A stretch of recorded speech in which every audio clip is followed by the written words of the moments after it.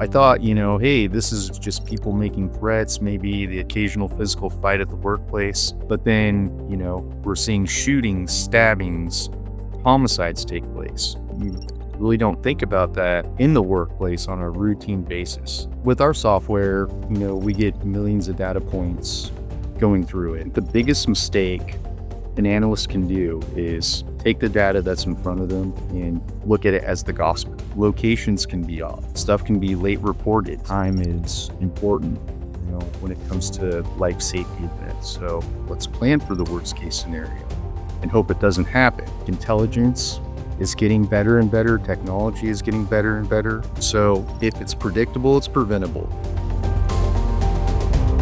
Hey everyone, thanks for listening to another episode of Beyond the Alert. Today I'm speaking with Duaine Labno, Director of Special Investigations and Threat Intelligence at TID Risk Services. Duaine, thanks for chatting with me today. So walk me through the moment where you realized that law enforcement had prepared you for threat intelligence better than any cybersecurity training ever could. Yeah, that's a great question. I think I kind of learned or kind of got that light bulb when I first got into my position. So I was tasked with taking over our workplace violence and threat assessment program. And one of the clients we primarily do this for at the time, they had a lot of activity going on. So I thought, hey, this is great. It's just people making threats, maybe the occasional physical fight at the workplace. But then, we're seeing shootings, stabbings, homicides take place. I'm going, wow, you really don't think about that in the workplace on a routine basis. So the more exposure I got into it, I realized police work really aligned me perfect for this position because we're doing a lot of desktop work.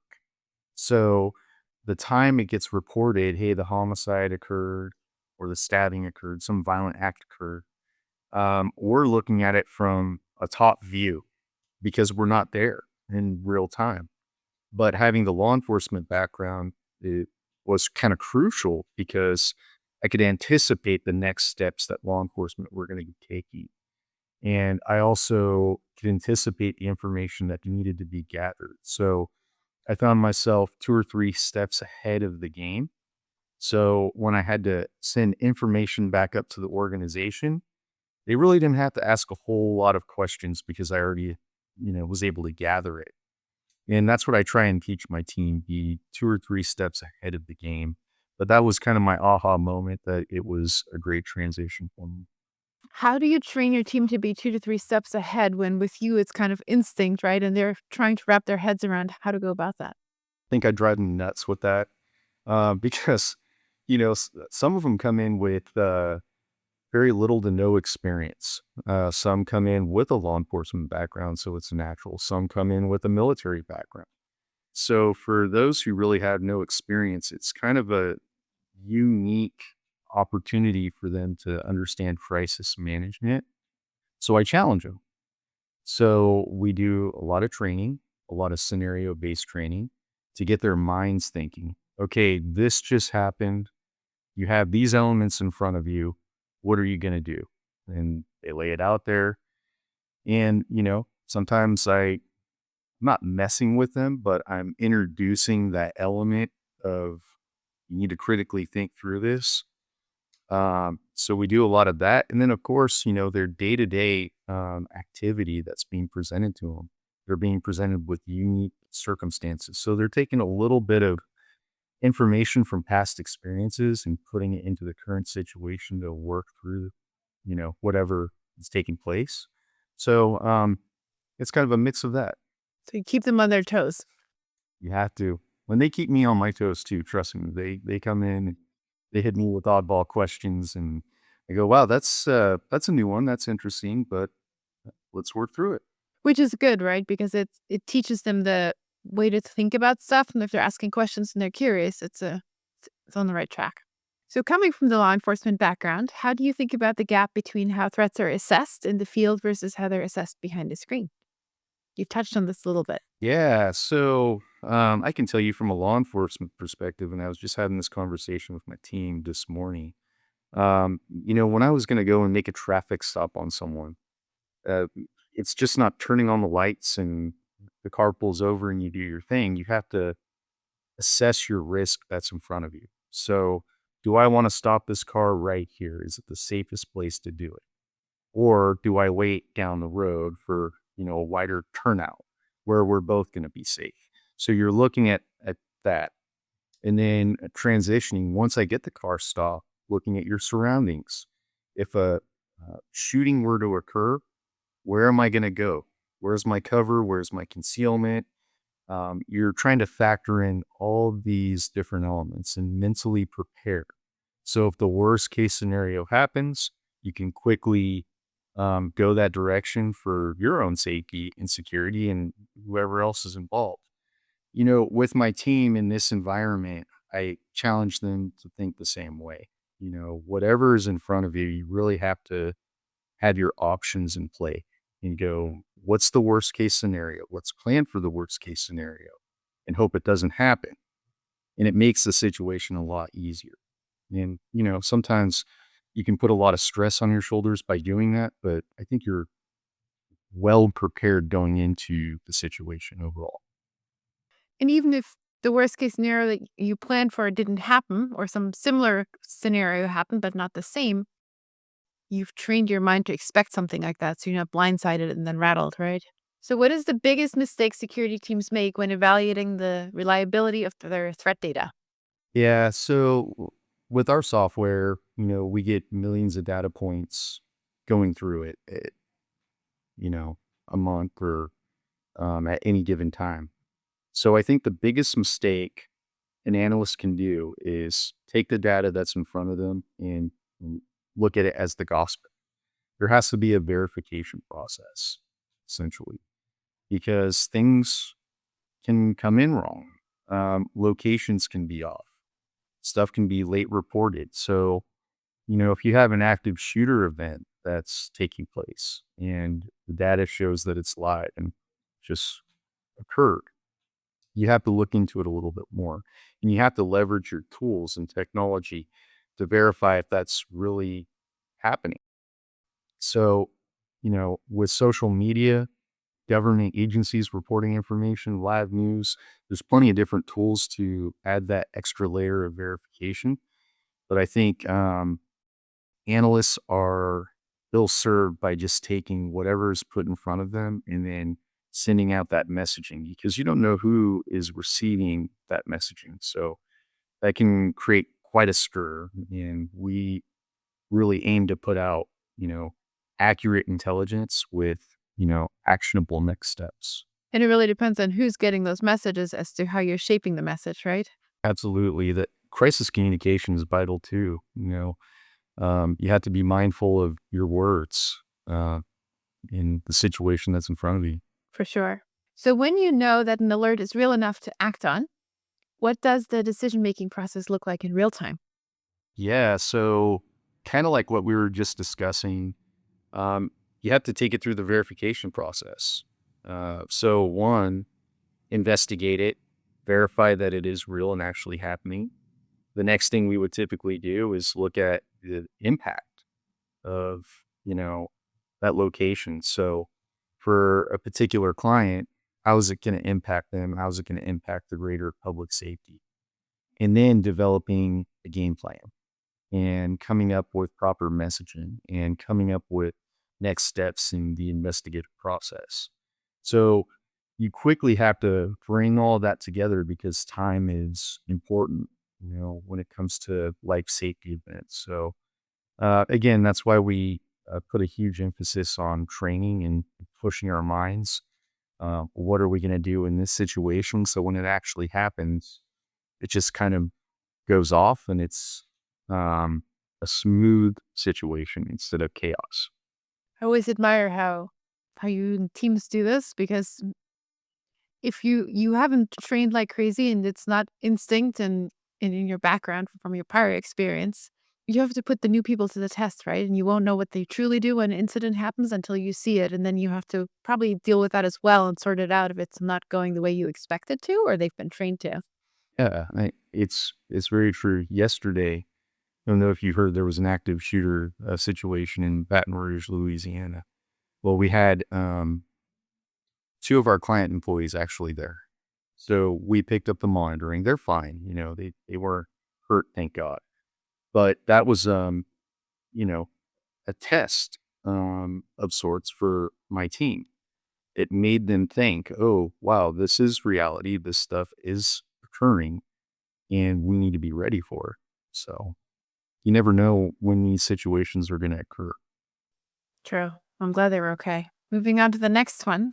When a verified critical incident hits, what are the first three things that your team does? Again, there's a notification step. So I'm doing a lot of administrative work. I'm doing a lot of touch points with clients involved in various meetings. So I have a team that's strictly just monitoring that data coming in. So number one, I want to know about it, and I need a quick briefing of what do we have in play. So I have one person who's providing me that information. I have the other person who's investigating, but we're all coming together. We all play our roles. It's kind of a modification of an incident command system.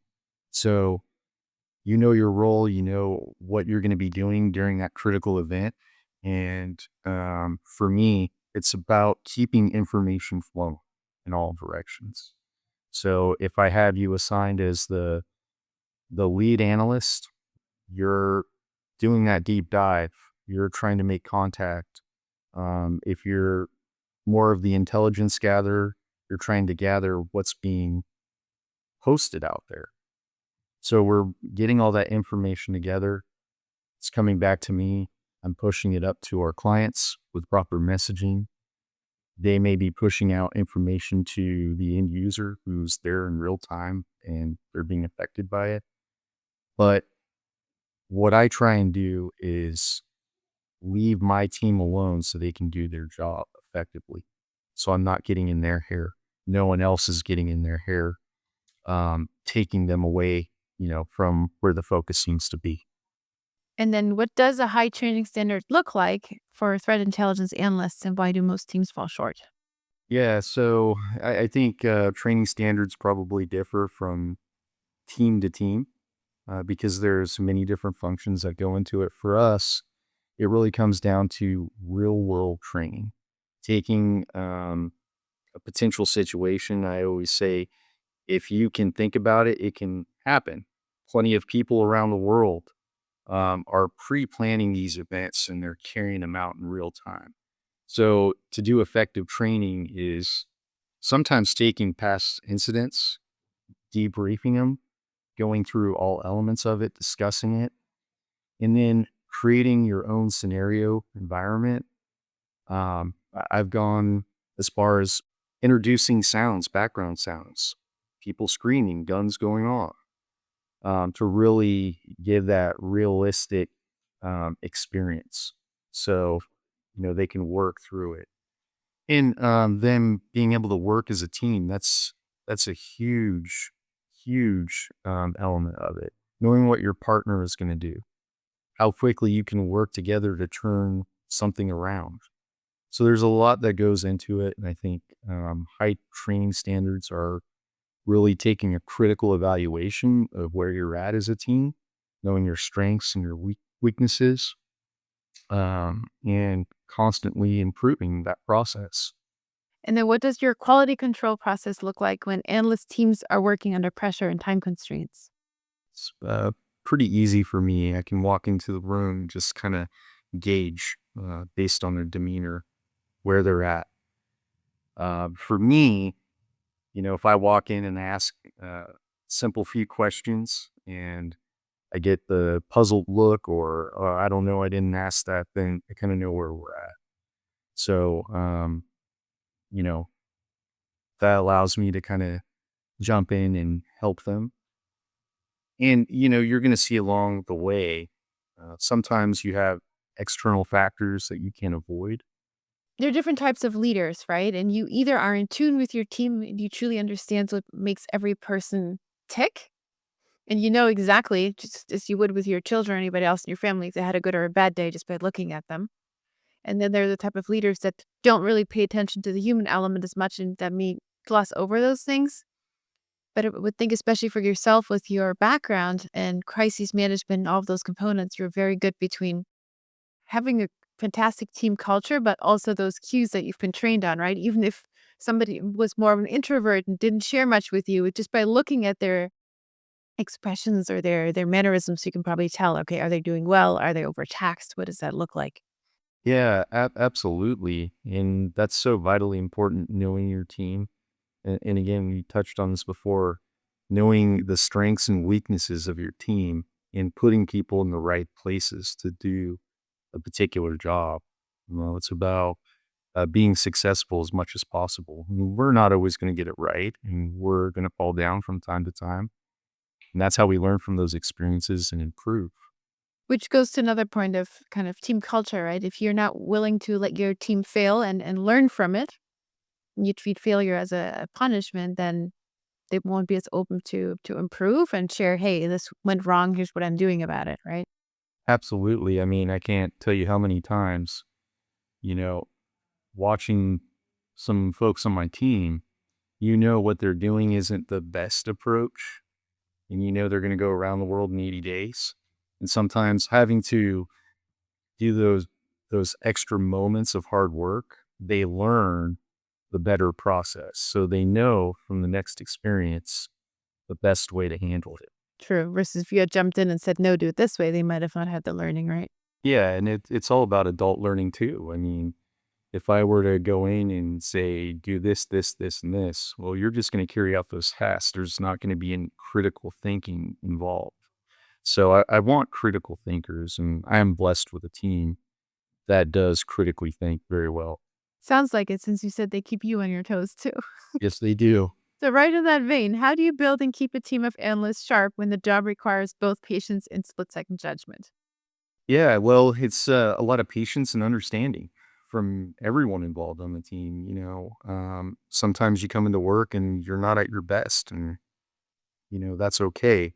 But communicating that's important.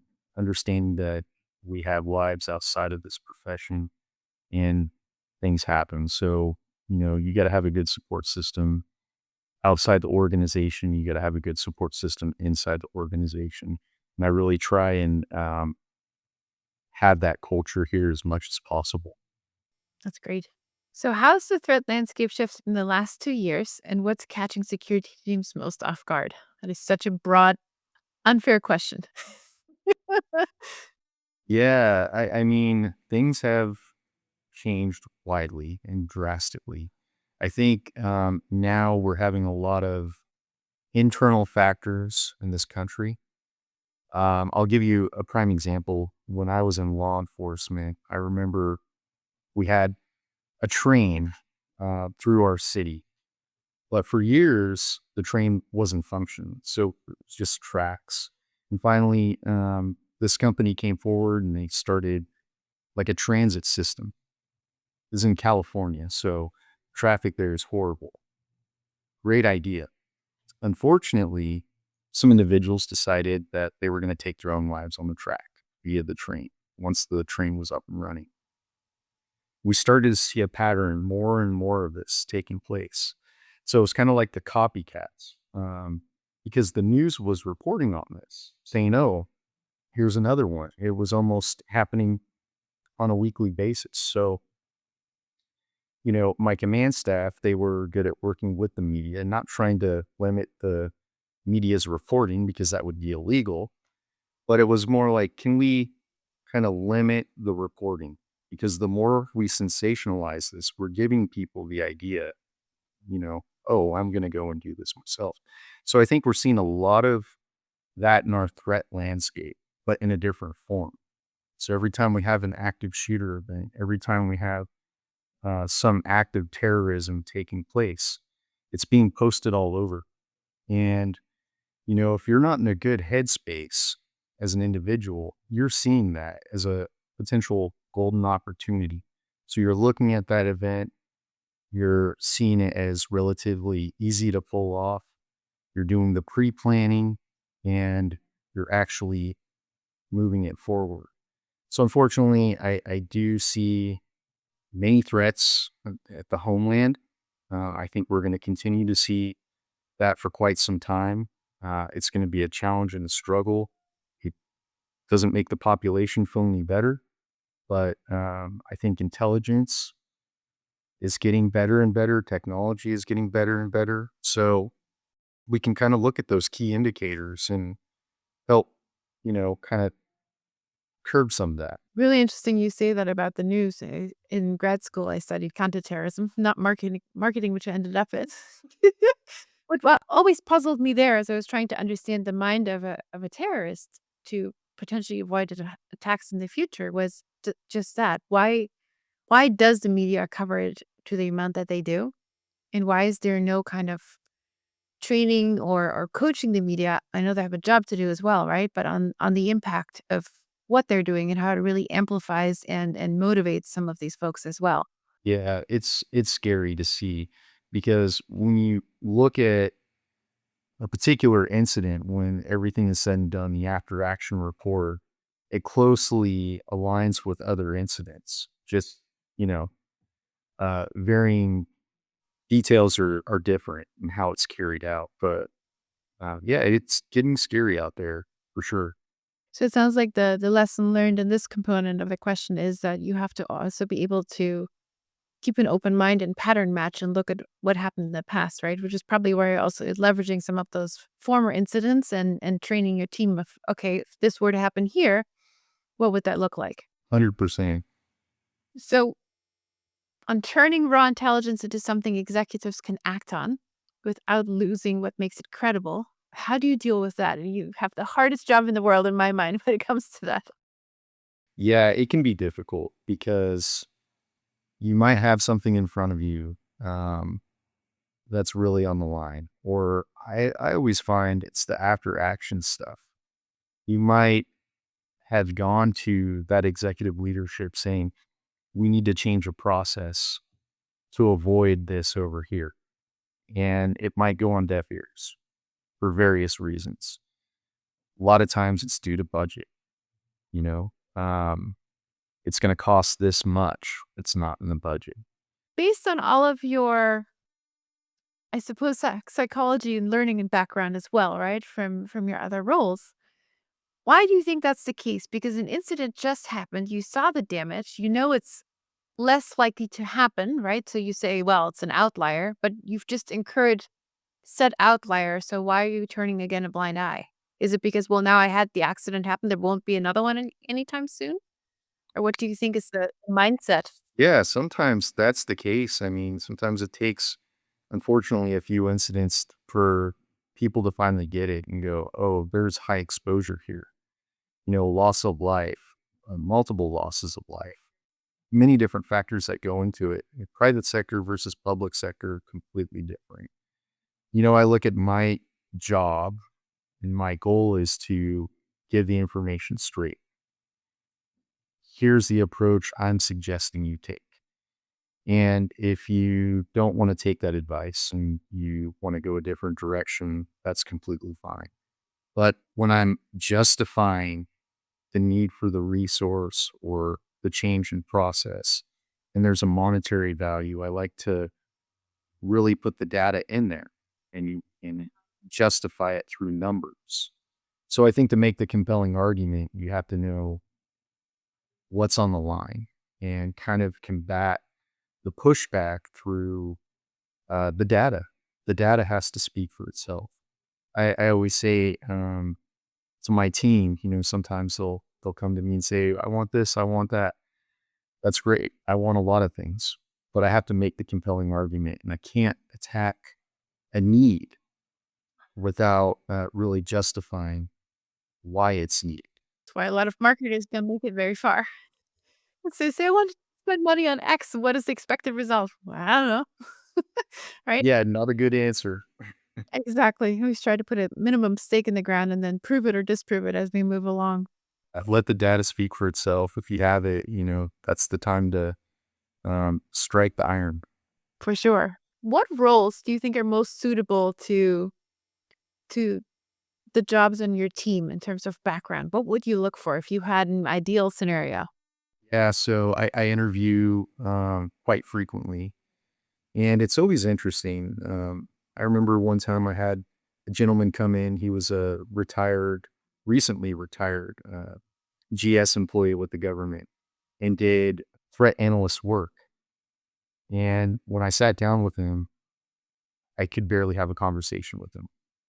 It was like I had to pull information out of him. It was very awkward. And with my team, we're having that person on person, you know, conversations over the phone or through video.